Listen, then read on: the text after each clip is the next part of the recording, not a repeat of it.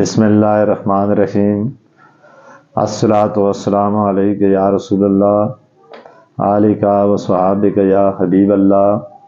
میری طرف سے تمام دیکھنے اور سننے والوں کو السلام علیکم۔ میں آج آپ کو بدہضمی کے بارے میں کچھ چیزیں بتاؤں گا۔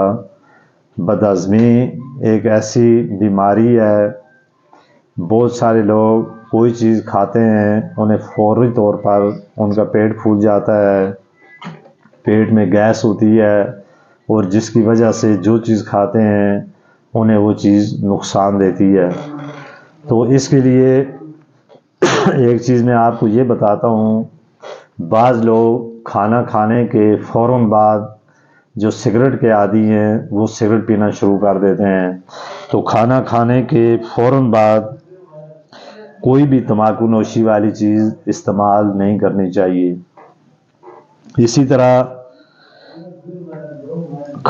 غذا کھانے کے بعد اپنے آپ میں گھبراہٹ یا ایسی چیز بندہ محسوس کرے، بعض دفعہ آپ نے یہ بھی دیکھا ہوگا بندے کو گھبراہٹ محسوس ہو جاتی ہے، اور ایسی گھبراہٹ سی ہوتی ہے جیسے اس کو یہ پتہ چلتا ہے کہ شاید ابھی مجھے دورہ پڑ جائے یا کوئی اس طرح کا مسئلہ ہو جائے، وہ بندہ گھبراہٹ کی وجہ سے پریشان ہو جاتا ہے۔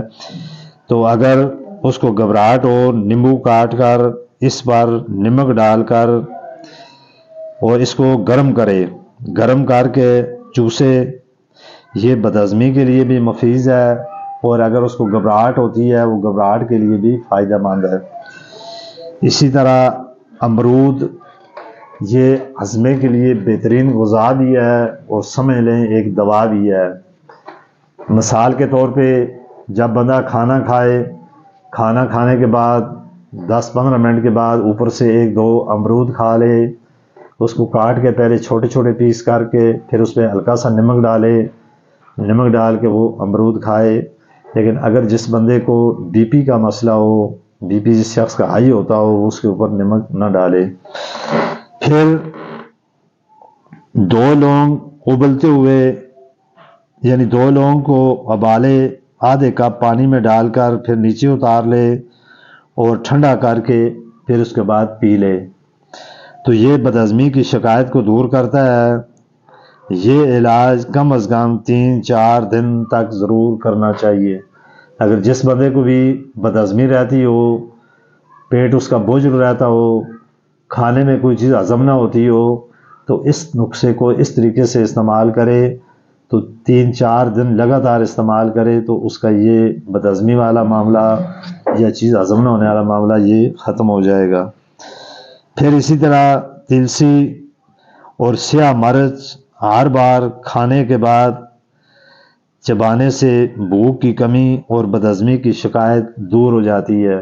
مثال کے طور پہ تلسی اور اس کے بعد یہ جو کالی مرچ ہے، یہ بندہ منہ میں رکھ لے اور اس کو آہستہ آہستہ چباتا رہے، تو اس سے بھی بدہضمی کی شکایت اور اس سے انسان کے اندر، جسم کے اندر جو معدہ یہ چیزیں اس کی ختم ہو جاتی ہیں اور اس کو بھوک لگنا شروع ہو جاتی ہے۔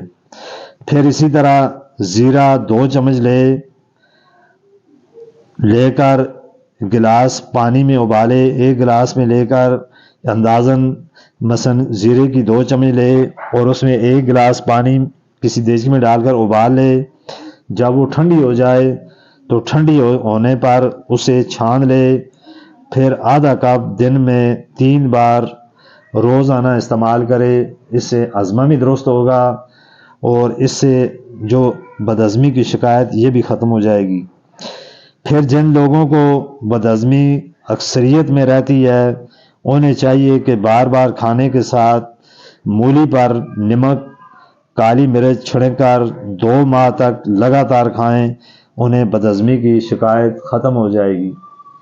اسی طرح نیمبو کے رس میں رس اور ادرک کا رس ملا کر اس میں نمک ڈال کر کھانے سے بھی انسان کا ہضمہ درست ہوتا ہے، اور ہضمے میں جو چیز کھائے گا اسے وہ ہضم ہوگی۔ تو دوسرے نمبر پہ کھانے میں ہمیشہ جب آپ چپاتی کھائیں اس کو آہستہ آہستہ چبا کر کھانا چاہیے، بعض لوگ کھانا کھاتے ہیں جلدی میں، وہ روٹی کو صحیح چباتے نہیں، وہ جب روٹی پیٹ کے اندر جاتی ہے وہ ہضم نہیں ہوتی. تو اس لیے جب بھی بنا کھانا کھائے اس کو آرام سے اور چبا چبا کر کھانا کھانا چاہیے، اس سے ہضمہ بھی ہوتا ہے.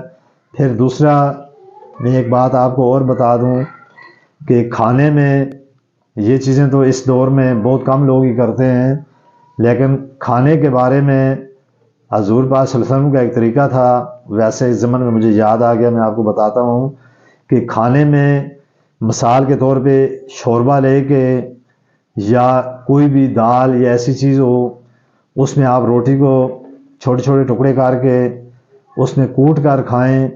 اس کھانے میں اور عام کھانے کا آپ ذائقہ دیکھیں، اس میں اتنا لذیذ اور ایسا ذائقہ ہوگا اور وہ کھانا جلد ہضم بھی ہوتا ہے.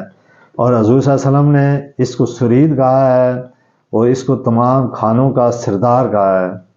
تو اس طریقے سے بھی آپ کبھی کبھار استعمال کریں تاکہ حضور پاک صلی اللہ علیہ وسلم کی سنت بھی پوری ہو اور آپ کا ہضمہ بھی درست ہو.